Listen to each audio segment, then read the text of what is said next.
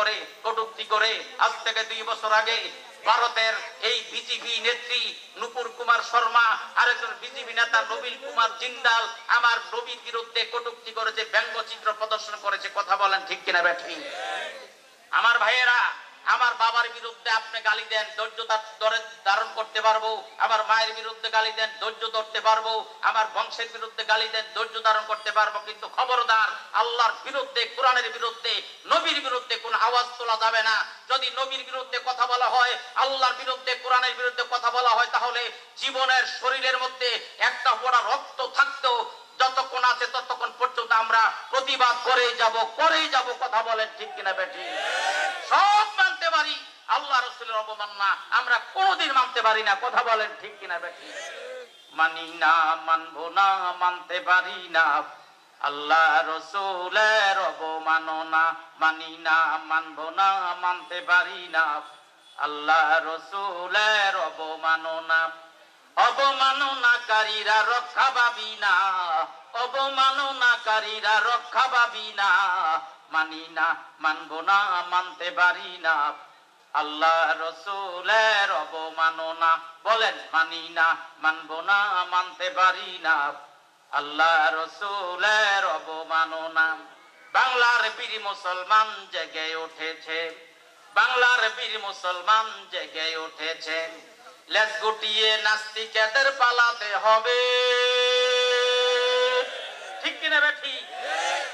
বাংলার বীর মুসলমান জেগে উঠেছে, লেজ গুটিয়ে নাস্তিকেদের পালাতে হবে। নইলে মোরা করব তোদের কবর রচনা, নইলে মোরা করব তোদের কবর রচনা। মানি না, মানবো না, মানতে পারি না আল্লাহ রাসূলের অবমাননা। বিশ্ব নবীর উম্মতেরা লৌহাতে শামশির, শামশির মানি তলোয়ার। প্রয়োজন যদিও হয়ে যায়, ইসলামের পক্ষে যদি ডাক এসে যায়, আল্লাহর নবী আজ থেকে 1400 বছর আগে যেভাবে তরবারি নিয়ে নিজে 27টা যুদ্ধে প্রধান সেনাপতির দায়িত্ব পালন করেছেন, জিহাদের ময়দানে যুদ্ধ করেছেন, প্রয়োজন হলে আমরা সেই তরবারি নিয়ে বাতিল নাস্তিকের বিরুদ্ধে, কাফের মুরতাদের বিরুদ্ধে আমরা জিহাদ করতে এখনো প্রস্তুত আছি। কথা বলেন ঠিক না বেঠিক? বিশ্ব নবীর উম্মতেরা লৌহাতে শামশির। খতম করো আবু জাহেলের নাতিপতি সাগরীর। ঠিক কিনা বেঠিক? আবু জাহেল নাই, কিন্তু আবু জাহেলের সাগরীর নাতিপতিরা এখনো আছে। কথা বলেন ঠিক না বেঠিক? তাদেরকে সাইজ করার, সোজা করার সময় এখন আছে, আসছে। কথা বলেন ঠিক না বেঠিক? বিশ্ব নবীর উম্মতেরা লৌহাতে শামশির। খতম করো আবু জাহেলের নাতিপতি সাগরীর। নাস্তিকদের আস্তানাতে আগুন জ্বালাও না, নাস্তিকদের আস্তানাতে আগুন জ্বালাও না।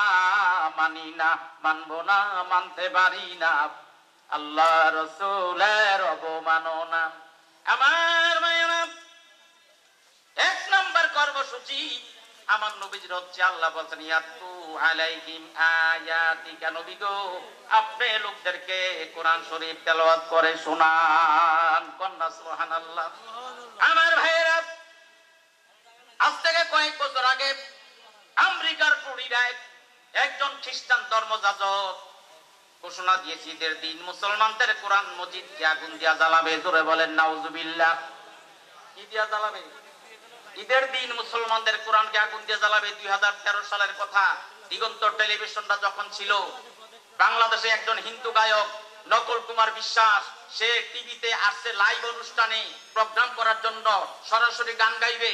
এমন সময় তাকে বলা হলো যে, এই নকল কুমার বিশ্বাস, তুমি কি দেখেছো আমেরিকার খ্রিস্টান ধর্মযাজক বলেছে মুসলমানদের কোরআনকে আগুন দিয়ে জ্বালাবে? আমি তো এখনই তো কিছুক্ষণ আগেই তো টিভির হেডলাইনে আমি খবরটা, নিউজটা দেখে আসছি। তাহলে এই ব্যাপারে আপনি কিছু বলবেন? নকল কুমার বিশ্বাস কিছুক্ষণ পরে কয়, তাহলে আমি আজকে অন্য কোনো গান গাইবো না, আজকে আমি কোরআনের পক্ষে একটা গান গাইবো। জোরে বলেন সুবহানাল্লাহ। আর জোরে বলেন সুবহানাল্লাহ। ও আমার ভাইয়েরা, হিন্দুর ঘরে জন্মগ্রহণকারী নকল কুমার বিশ্বাস কোরআনের পক্ষে গান গায়, আর মুসলমানের ঘরে জন্মগ্রহণকারী কুলাঙ্গার কোরআনের বিরোধিতা করে। কথা বলেন ঠিক কিনা বেঠিক? আরো জোরে বলেন ঠিক কিনা বেঠিক? আমার ভাইয়েরা, আমরা ঠিক মতো মন খোলা ভাবে আমরা ঠিক মতো কোরআনের তাফসীর ময়দানে করতে পারি নাই। অনেক সময় আমাদের বাধা বিঘ্নতা সৃষ্টি করা হতো। শাহরাস্তি চাঁদপুর মাহফিল করতে গেলাম, মাহফিলে চলাকালীন সময়ে পুলিশ আসছে, সরকারের বিরুদ্ধে কোনো কথা বলে কিনা, বক্তব্য দেয় কিনা। মাহফিল কমিটির লোকেরা আমার কানের কাছে এত, হুজুর পুলিশ আইছে, মাটির নিচের যত ওয়াজ আছে সব করেন, আর আসমানের উপরে যত ওয়াজ আছে সব করেন, জমিনের ওয়াজ করেন না। নাউজুবিল্লাহ। কোন জোরে? কোরআনের ওয়াজ তো সব, কোরআনটা নাজিল হইছে কি জমিনে না আসমানে?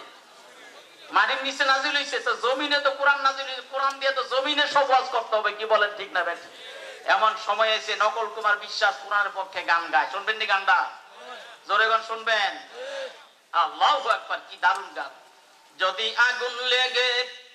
যদি আগুন লেগে ধ্বংস হয় পৃথিবীর সব বইয়ের দোকান, বিশ্ব থেকে হারাবে না পবিত্র কোরআন, বিশ্ব থেকে হারাবে না পবিত্র কোরআন।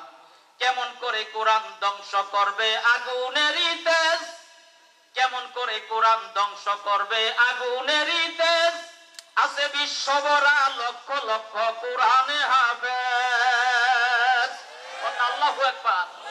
তারা ছাপায়ে আসমানি গ্রন্থ, তারা ছাপায়ে আসমানি গ্রন্থ, বাঁচাবে ইসলামের মান, বিশ্ব থেকে হারাবে না পবিত্র কোরআন, বিশ্ব থেকে হারাবে না পবিত্র কোরআন। যারা কোরআন ধ্বংস করতে চায় জানে না তাহারা, আরে আল কোরআনের প্রতিটি সূরা প্রতিটি পারা আল্লাহর ফেরেশতারা দিচ্ছে পাহারা।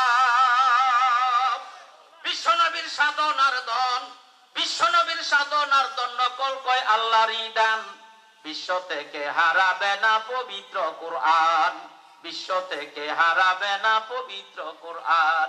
আজ থেকে অনেক বছর আগে, আমি তখন ছোট ছিলাম, পাকিস্তানের প্রেসিডেন্ট মরহুম জিয়াউল হক বিমান দুর্ঘটনায় মারা গিয়েছিল। মাওলানা আব্দুল বারী সাহেব পুরাপুরি জানছেন। আমার ভাইয়েরা, আপনারা অনেকে জানেন পাকিস্তানের প্রেসিডেন্ট মরহুম জিয়াউল হক বিমান দুর্ঘটনায় মারা গিয়েছিল। বিমানটা পুরা ছাই হয়ে গেছে, মানুষগুলো পুরে আংরা হয়ে গেছে, কিন্তু কোনটা প্রেসিডেন্ট জিয়াউল হকের লাশ চিনা যায় না। আমার ভাইয়েরা, প্রেসিডেন্ট জিয়াউল হকের একটা অভ্যাস ছিল, একটা পকেটের মধ্যে সবসময় ছোট্ট একটা কোরআন শরীফ থাকতো। জোরে বলেন।